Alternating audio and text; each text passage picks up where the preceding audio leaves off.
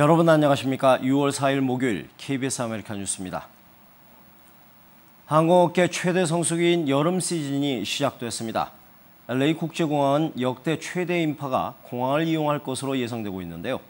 한편 한국 국적 항공사들은 한국 내에 메르스 공포가 확산되면서 성수기 최대 악재를 만났습니다. 윤범수 기자의 보도입니다.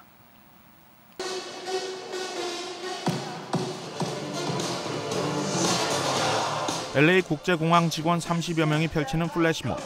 경쾌한 음악과 춤으로 최대 여름 성수기의 시작을 알립니다. It's something fun that we love to do for our customers and employees and anybody coming through the airport. We're kicking off the summer season and this is a fun way to do it. 올해 여름 성수기 역대 가장 많은 2,460만 명이 LA 국제공항을 이용할 것으로 예상되고 있습니다.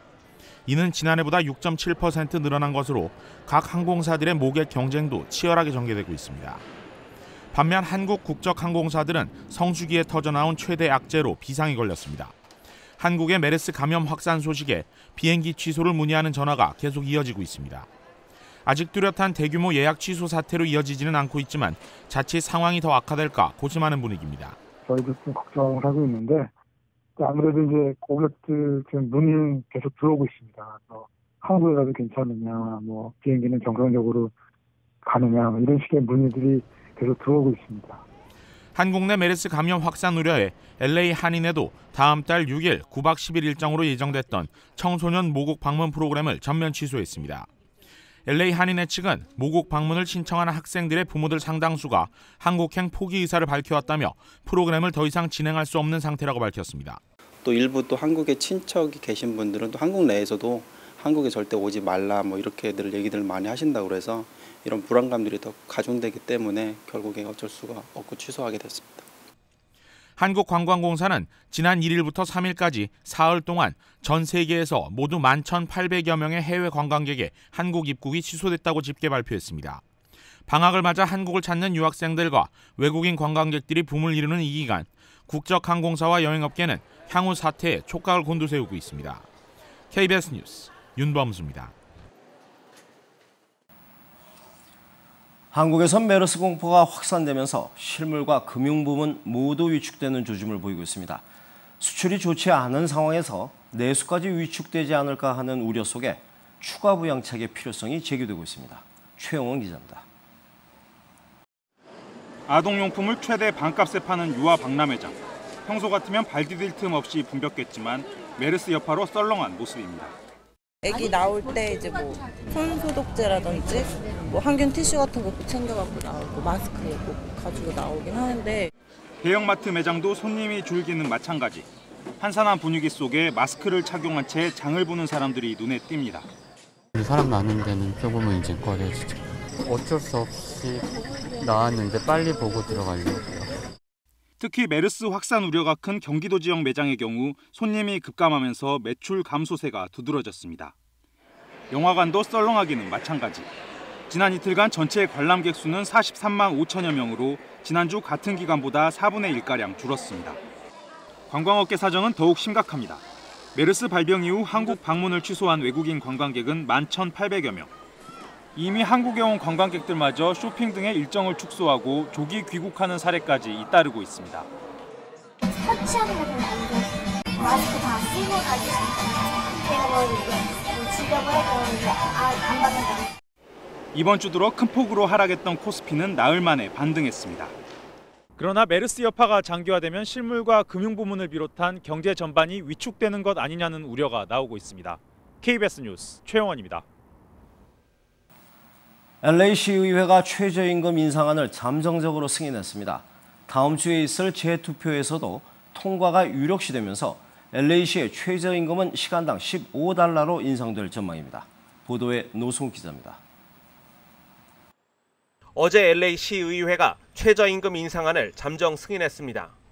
찬성 13표에 반대 1표. LA시의 시간당 최저임금이 2020년까지 $15로 올라가는 기반이 마련된 것입니다. 재투표는 오는 10일, 에릭 가세티 시장도 인상안 지지를 공언한 만큼 법안 통과는 유력시되고 있습니다. I think there was a sense of members on the council that we wanted to act now. We know that there are some issues to be resolved. 반대표는 공화당의 미첼 잉글랜드 의원에게서 나왔습니다. LA시 경제에 악영향을 미칠 것이라며 비즈니스 오너들의 입장과 뜻을 같이 했습니다.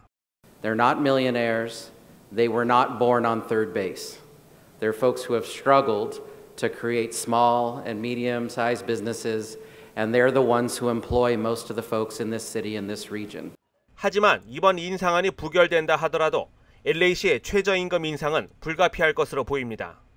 이번 주 초 최저임금을 13달러로 인상하는 안이 캘리포니아 주 상원을 통과했기 때문입니다. Regardless of whether or not we act, that the state's minimum wage appears that it's going to become a new law, and we're going to have to deal with these questions anyway. 이번 인상안이 통과되면 LA시 시간당 최저임금은 내년 7월에 10달러 50센트로 인상된 후 순차적으로 올라 2020년에는 15달러로 확정됩니다. KBS 뉴스 노승욱입니다. 뉴저지의 한 한인 변호사가 설립한 장학재단이 아시아계 전체로까지 그 수혜 범위를 확대하고 있습니다.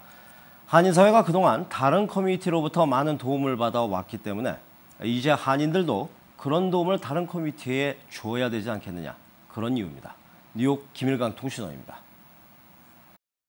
한인이 설립한 장학재단이 장학생 선발을 중국계 학생들에게까지 확대하고 있습니다. 한인 학생들에게뿐만 아니라 타민족 학생들에게도 똑같은 기회를 주겠다는 얘기입니다.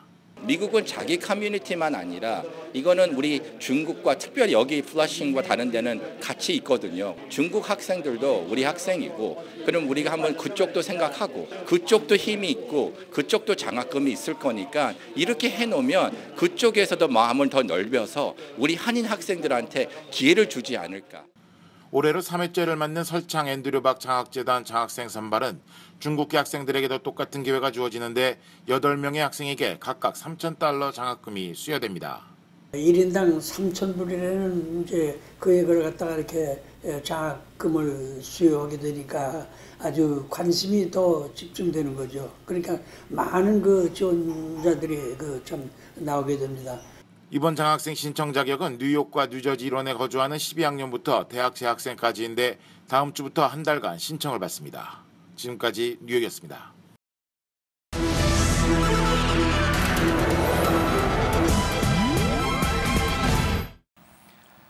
6.25 전쟁 당시에 흥남 철수를 배경으로 이산가족의 아픔과 현대사를 그린 영화 국제시장이 연방의회에서 상영됐습니다. 영화 상영회를 주최한 친한파 의원들은 미국 내 한인 이산가족들의 북한 가족 상봉 추진을 한 목소리로 촉구했습니다. 워싱턴 이주환 특파원입니다. 1950년 12월 눈보라 속에 흥남부두에선 피난민들의 탈출 행렬이 이어집니다. 위기의 순간 상선 메리디스 빅토리오는 14,000여 명을 태우고 부두를 빠져나갑니다. 20대 초반의 항해사로 철수작전에 참여했던 러니 씨는 지금도 그때의 기억이 생생합니다. They were seeking freedom from the communists, and their only access to freedom was the sea, and we were the last ship. 미 의회에서 처음 선보인 영화 국제시장 특별 상영회는 참전 노병과 의원 등 300여 명이 참석했습니다. 한국전 참전용사 출신의 찰스 랭글과 에드 로이스 두 의원의 초청으로 이뤄졌습니다. But I do hope that the veterans who fought hard join with me in knowing that no matter how little part that we have played. 그동안 한국 영화가 미 의회에서 선을 보인 적은 몇 차례 있었지만 의원들이 직접 초청해 상영한 건 매우 이례적인 일입니다. 두 의원은 상영에 맞춰 캐리 국무장관에게 서한을 보내 미국 내 한인과 북한 이산 가족의 상봉을 거듭 촉구했습니다. What we would like the State Department to do is to try to work to achieve an ability for people to have reunions with those family members while they're still alive. 영화 국제시장은 앞으로 미 전역을 돌며 상영될 예정입니다. 워싱턴에서 KBS 뉴스 이주환입니다. 영국이 유럽연합 탈퇴를 위한 국민투표 준비 절차에 착수한 가운데 독일의 메르켈 총리가 당초 입장을 바꿔서 영국이 요구해왔던 EU 협약 개정을 검토하겠다는 입장을 밝혔습니다. 만약 영국의 요구가 받아들여질 경우에 국민투표에도 상당한 영향을 줄 전망입니다. 런던 정지환 특파원입니다. 메르켈 독일 총리는 영국 BBC와의 인터뷰에서 영국의 EU 탈퇴를 막기 위한 조건들을 창출할 수 있을 것으로 확신한다면서 영국이 요구해온 EU 협약 개정을 검토할 수 있다고 밝혔습니다. If that is really necessary, then we have to think about it. I'm very optimistic that if we all want it, we'll find a good solution.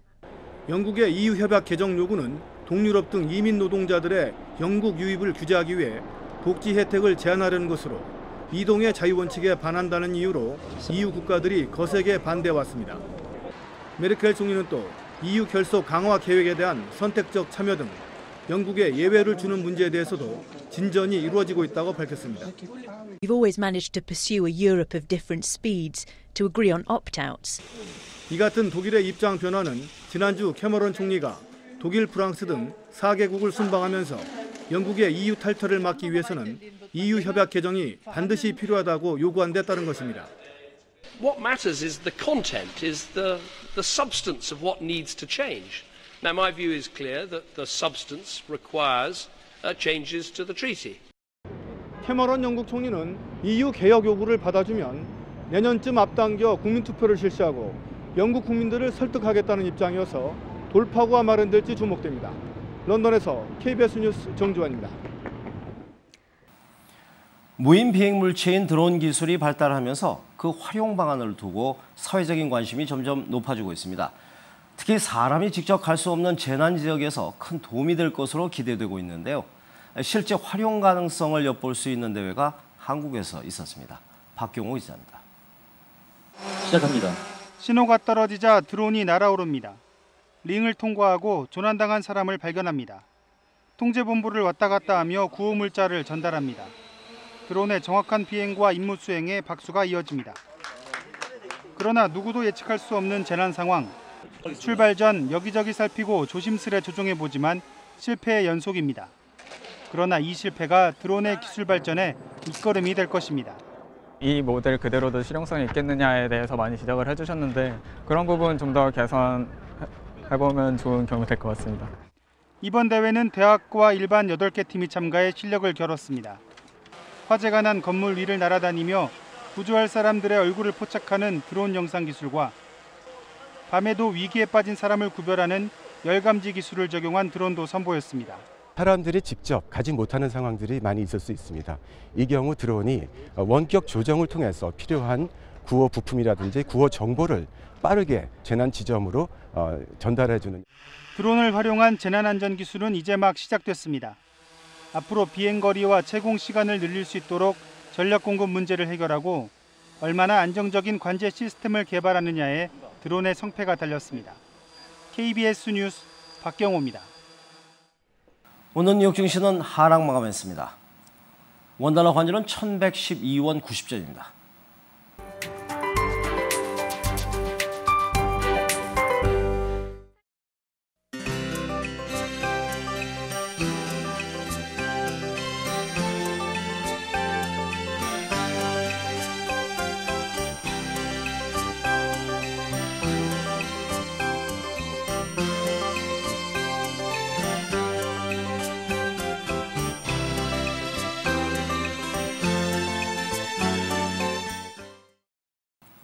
목요일 밤 KBS 아메리카 뉴스를 마칩니다. 시청해주신 여러분 고맙습니다.